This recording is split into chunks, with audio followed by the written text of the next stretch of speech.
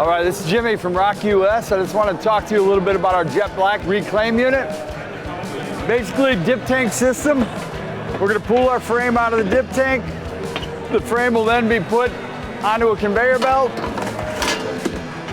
Chamber 1, we have high pressure water going at it. This will hit your screen at about 2200 PSI, and it'll transport over to the next station, which is here. This is where our wind turbine is keeping water where it belongs, away from the 701 ink degradant. As it travels along,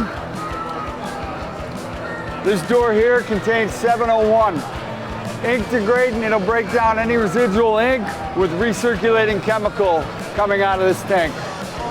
Finally, it'll move over here. Another pressure pump. This will be your final pressure pump before it exits the unit. Okay, on our HMI here for the JetBlack unit, you have a maintenance screen. This will give you maintenance reminders when different tasks come due. You also have your speed control here. Also have a page for inputs and outputs for diagnostics on the machine itself. And contact your local rep, as you could only get the JetBlack units through ROQUS.